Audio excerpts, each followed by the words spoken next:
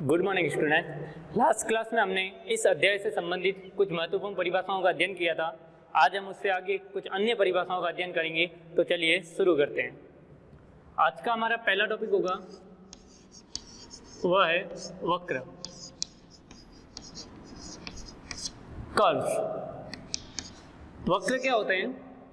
कागज पर हम पेन से कोई भी टेढ़ी मेढ़ी आकृति बना लें तो वह कहलाएगा वक्र। उदाहरण के लिए यह भी एक वक्र है, यह भी एक वक्र है, यह भी एक वक्र है। यह सीधी रेखा है, किंतु आम भाषा में वक्र का अर्थ होता है टेढ़ी, लेकिन गणितीय भाषा में वक्र का अर्थ हम सीधा भी ले सकते हैं। यह भी एक वक्र है, इसी तरह से यह भी एक वक्र है। तो वापस समझ लीजिए, वक्र का अर्थ होता है कागज पर पेंसिल, पेन, किसी से भी कोई भी टेढ़ी मेढ़ी आकृति जो हम बना लें वह कहलाएगा वक्र। बढ़ते हैं दूसरे टॉपिक की तरफ।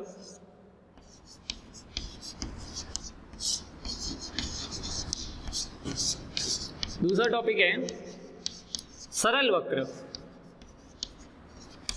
अर्थात सिंपल कर्व। सरल वक्र क्या होता है?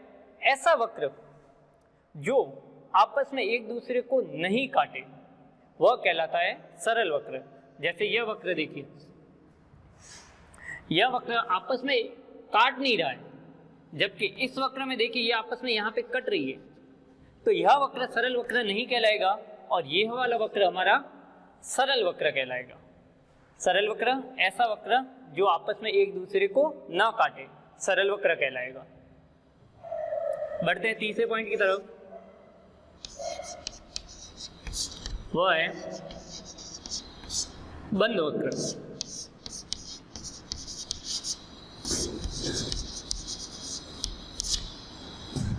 Closed curve.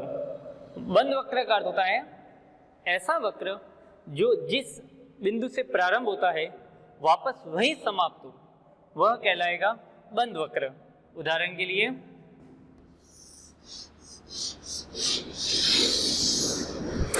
इस वक्र में हम देखें तो यह वक्र हमारा यहां से प्रारंभ हुआ और वापस यहीं पर समाप्त हुआ, इसीलिए यह वक्र कहलाएगा बंद वक्र।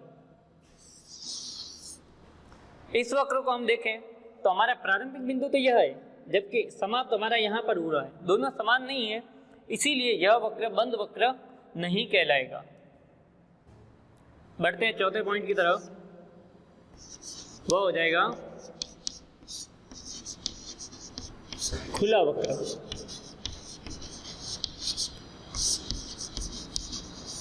ओपन कर्व, यानी कि यह बंद वक्र कहलाएगा तो यह वक्र हमारा हो जाएगा खुला वक्र, अर्थात ऐसा वक्र जिसका प्रारंभिक बिंदु और अंतिम बिंदु अलग अलग हो, वह कहलाएगा खुला वक्र।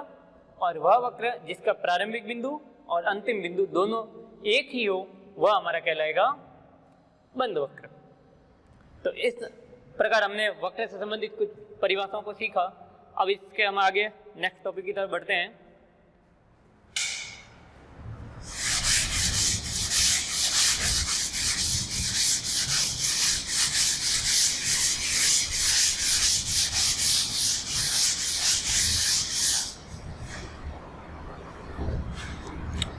नेक्स्ट टॉपिक है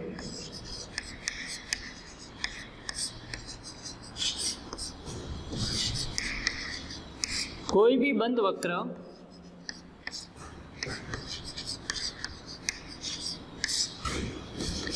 किसी भाग को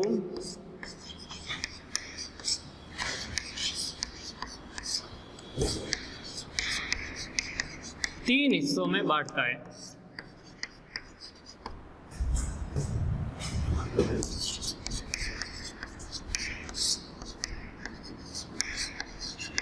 कोई भी बंद वक्र किसी भी भाग को तीन हिस्से में बांटता है। कौन कौन से तीन हिस्से होते हैं? पहला होता है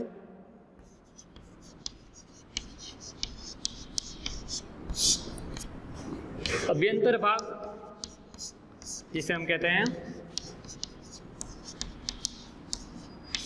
इंटीरियर।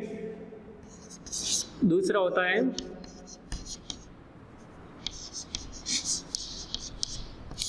परिसीमा, बाउंड्री और तीसरा भाग होता है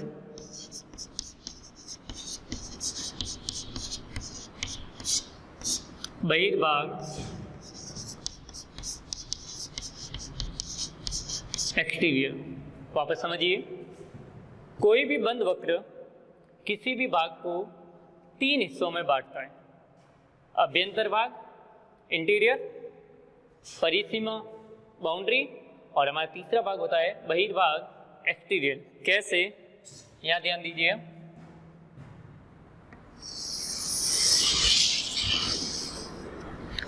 यह एक वक्र है, यह वक्र मान लेते हैं यह एक बोर्ड एक भाग है, इसको 3 भागों में बांट रहा है। यह वक्र बोर्ड को 3 भागों में बांट रहा है। कौन सा भाग? पहला भाग इंटीरियर, अर्थात इस वक्र के अंदर वाला भाग, ये इसका पहला भाग है अभ्यंतर। दूसरा है परिसीमा बाउंड्री, अर्थात इस वक्र की जो किनारे जहां से ये मिलके बना है यह वाला भाग, यह कहलाएगी परिसीमा। और तीसरा है बहिर्भाग एक्सटीरियर, अर्थात इस वक्र के अलावा ये जो भी हिस्सा है पूरा बाहर वाला पूरा भाग, वह कहलाएगा बहिर्भाग। अब इसमें सवाल किस तरह से होता है, जैसे यह एक वक्र दे देंगे,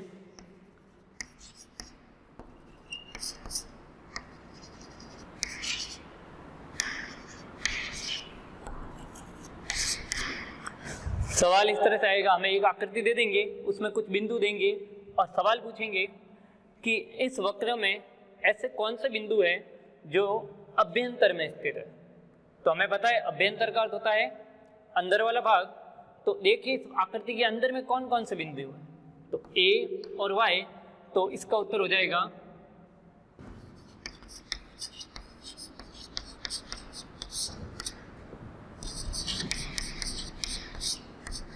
अभ्यंतर भाग में कौन कौन से बिंदु हैं, ए और वाई। फिर बहिर्भाग की बात करें,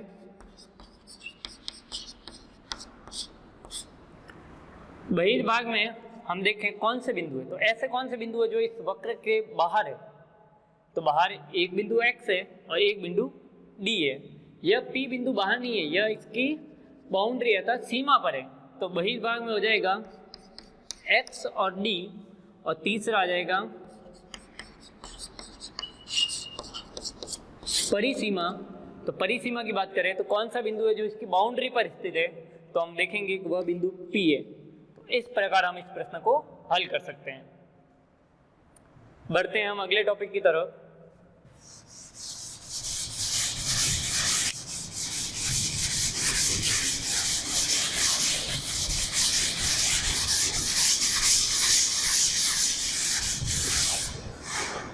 हमारा अगला टॉपिक है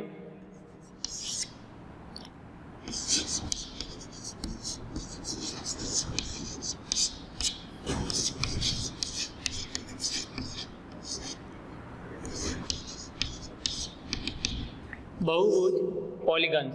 बहुभुज क्या होता है? केवल रेखाखंड से घिरी बंद आकृति बहुभुज कहलाती है।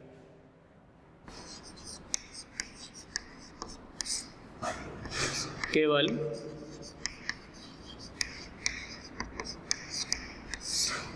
रेखाखंडों से घिरी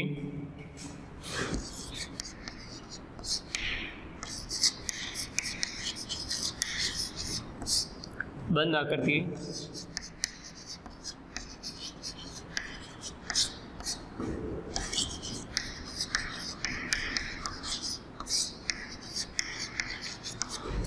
केवल रेखाखंडों से घिरी बंद आकृति बहुभुज कहलाती है। उदाहरण के लिए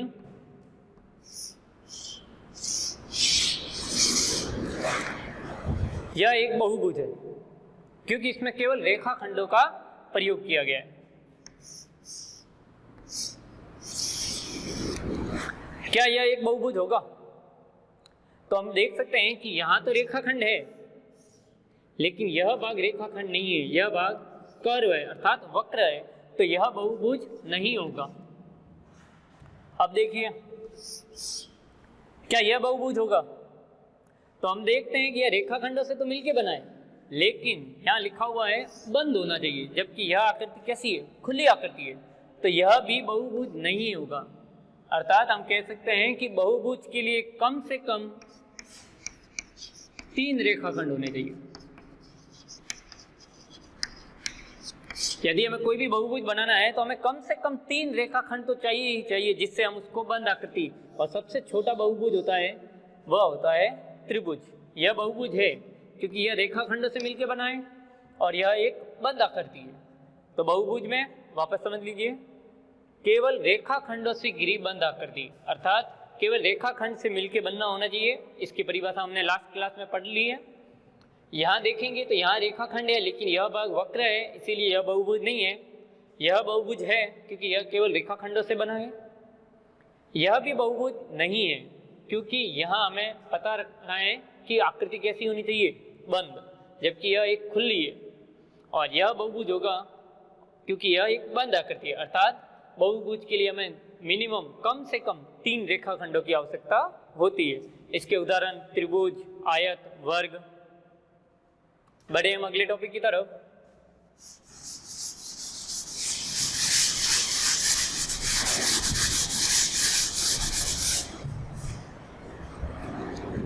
इसके अंदर बहुभुज में हम अलग अलग पॉइंट लेते हैं, जिसमें हमारा पहला पॉइंट है भुजाएं, साइड्स।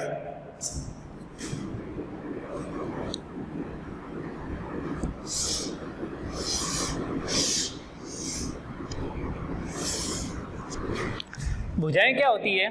तो वे रेखाखंड जिनसे बहुभुज बनता है भुजाएं कहलाती है।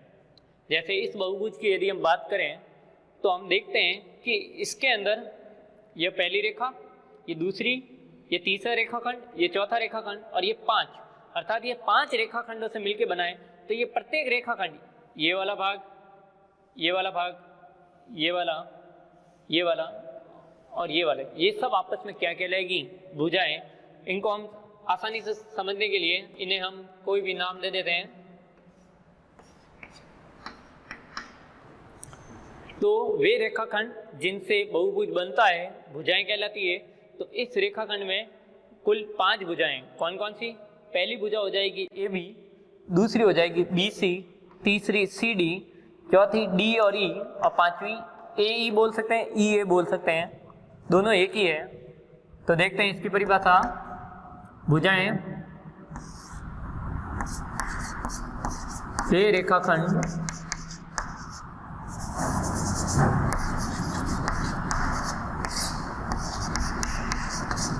जो बहुभुज बनाते हैं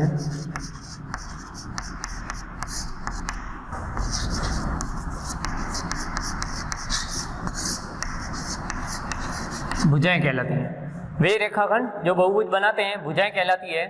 तो इसमें हो जाएगी हमारी पहली भुजा AB, BC, CD, DE और लास्ट हो जाएगी EA।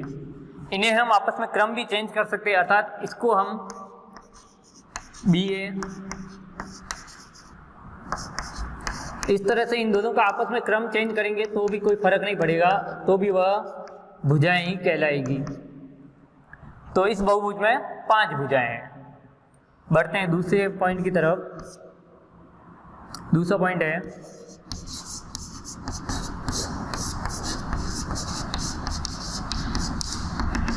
शीर्ष, वर्टेक्स। शीर्ष किसे कहते हैं? वे 2 भुजाएं जहां आपस में मिलती है वो कहलाते हैं शीर्ष।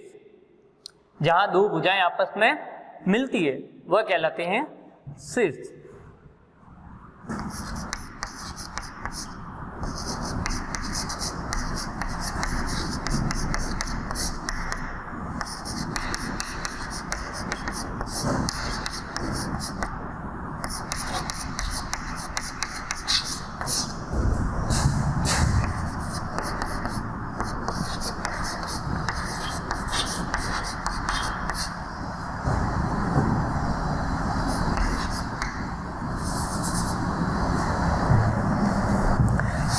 जब दो रेखाएं आपस में मिलती है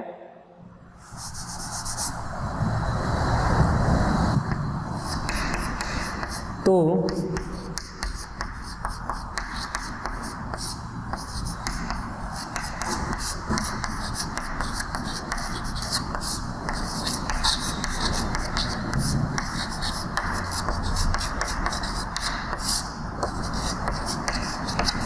पापा समझिए, शीर्ष, जब दो रेखाएं आपस में मिलती है तो मिलाने वाला बिंदु शीर्ष कहलाता है। जैसे अभी हमने पढ़ा कि यह 5 रेखाखंड से बना है, तो इसमें हम देखें यह वाली रेखाखंड और यह वाला रेखाखंड दोनों आपस में कहाँ मिल रही है? इस बिंदु पे मिल रही है, तो यह वाला बिंदु क्या कहलाएगा? शीर्ष। इसी तरह यह वाली रेखाखंड और यह वाला इस बिंदु पे मिल रही है, तो यह भी कहलाएगा शीर्ष। तो इस बहुभुज में कौन कौन से शीर्ष हो जाएंगे?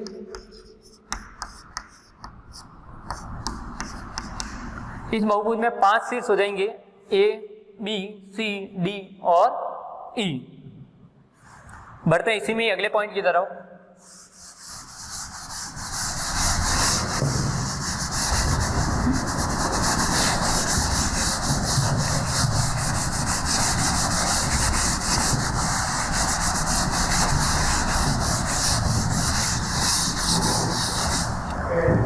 हमारा तीसरा पॉइंट है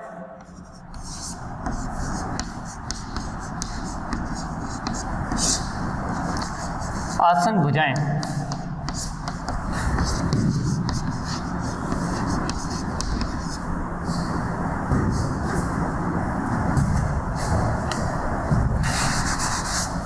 आसन भुजाएं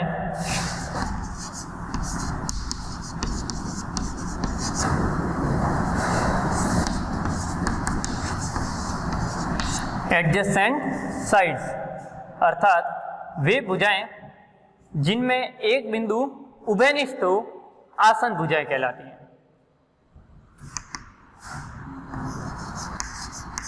जब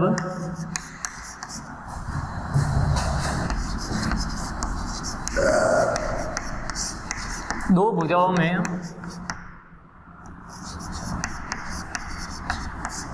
कोई बिंदु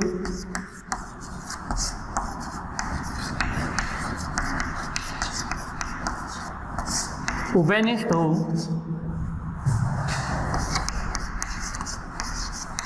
तो वे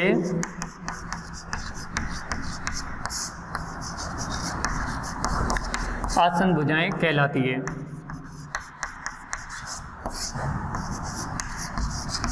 जैसे इस सवाल में हम देखें तो इसमें यह वाली भुजा और यह वाली भुजा, इन दोनों में देखिए यह बिंदु उभयनिष्ठ है, इस भुजा में भी यह बिंदु आ रहा है और इस भुजा में भी यह बिंदु आ रहा है, तो ये दोनों भुजाएं आपस में क्या कहलाएगी? आसन भुजाएं। तो इसमें हम लिख सकते हैं ए व ए बी। इसी तरह यदि हम इस भुजा को लें बी सी और इस भुजा को लें सी डी, तो इसमें हम देखते हैं सी बिंदु उभयनिष्ठ है, तो यह दोनों भुजाएं भी आपस में क्या कहलाएगी? आसन भुजाएं। बढ़ते हैं चौथे पॉइंट की तरफ। आसन शीर्ष,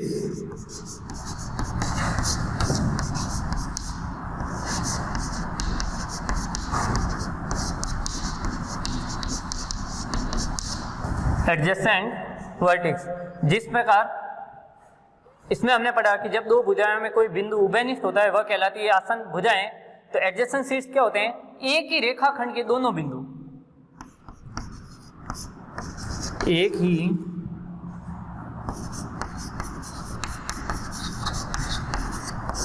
रेखाखंड के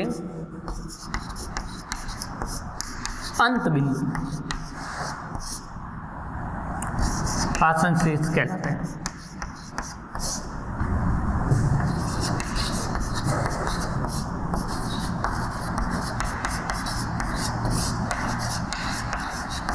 जैसे इस उदाहरण में हम देखें यह भुजा है ए ई, तो इसके दो बिंदु अंत बिंदु कौन से? ए से प्रारंभ हो रहा है, ई पर समाप्त हो रहा है, तो यह जो ए और ई है ये दोनों ही क्या कहलाएंगे? आसन शीर्ष, ए एवं ई। इसी प्रकार बी और सी हो सकता है, सी और डी हो सकता है, डी और ई हो सकता है। आसन का अर्थ होता है पास वाले, यानी कि जो दो बिंदु आपस में पास में होंगे वो कहलाएंगे आसन शीर्ष। लास्ट टॉपिक आज का, वह है हमारा विकर्ण। डायगोनल्स।